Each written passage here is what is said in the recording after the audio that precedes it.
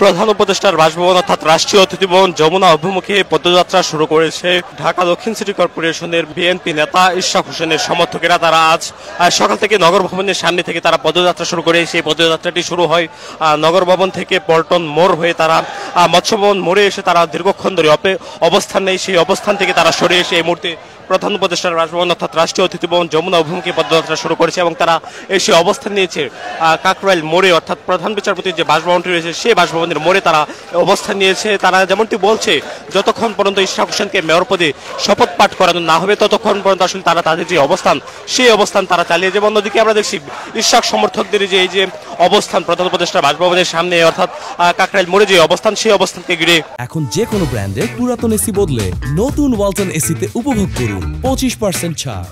কঠোর অবস্থানে আইন শৃঙ্খলা রক্ষাকারী বাহিনী আমরা দেখছি এখানে আর্মড পুলিশ ব্যাটালিয়ন অর্থাৎ এপিবিএন এর সদস্যরা, অন্যদিকে আমরা দেখছি পুলিশের সদস্যরা তারা ঘটনাস্থলে এসেছেন এবং তারা তাদের যে ব্যারিকেডগুলো রয়েছে সেই ব্যারিকেডগুলো আসলে তারা এখানে স্থাপন করেছেন। এবং অন্যদিকে আমরা দেখছি ইশরাকের যারা সমর্থকেরা রয়েছে তারা 144 দ্বারা যেন ভঙ্গ করতে না পারে সেজন্য আসলে এখানে কঠোর অবস্থানে রয়েছে বিজেপি এবং এপিবিএন এর সদস্যরা। আমরা দেখছি ঠিক অপর প্রান্তে আমরা দেখছি বিজেপির সদস্যরা, তার বা সামনে আমরা দেখছি এপিবিএন এর সদস্যরা এবং ঠিক তার বিপরীত মুখে কিছু ব্যারিকেড রয়েছে পুলিশের। সেই ব্যারিকেডের সামনে আসলে ইশরাকের যারা সমর্থকেরা রয়েছে তারা কিন্তু অবস্থান নিয়ে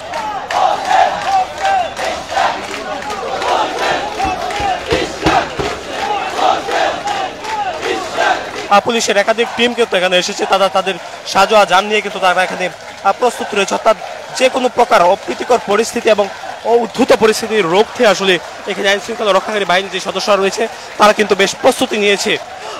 পুলিশের যে সাজোয়া যানগুলো রয়েছে অর্থাৎ জলকামান সেগুলো কিন্তু এখানে নিয়ে আসা হয়েছে, যেটি আপনারা দেখছেন। ইশরাক হোসেনের সমর্থক এবং পুলিশের মাঝে শুধুমাত্র একটি ব্যারিকেড, সেই ব্যারিকেডটি যদি আসলে ইশরাক হোসেনের সমর্থকরা ভাঙার চেষ্টা করে বা সেই ব্যারিকেড অতিক্রম করে যদি প্রধান উপদেষ্টার বাসভবন অভিমুখে ইশরাক হোসেনের সমর্থকরা যাত্রা শুরু করে তাহলে আসলে পুলিশ কঠোর অবস্থানে যাবেন, এমনটা আসলে পুলিশের ঊর্ধ্বতন কর্মকর্তাগণ জানিয়েছে। এবং ইশরাক হোসেনের সমর্থকরা তারা নগর ভবনের সামনে থেকে খণ্ড খণ্ড মিছিল নিয়ে তারা আজকে বের হয় এবং খণ্ড খণ্ড মিছিল নিয়ে তারা পল্টন মোড় হয়ে মৎস্য ভবনের মোড় থেকে তারা এসে এই মুহূর্তে অবস্থান নিয়েছেন রাজধানীর কাকরাইল মোড়ে, অর্থাৎ তাদেরকে পুলিশের বাধার মুখে পড়তে হয় তাদের এই মিছিলটিকে ঘিরে।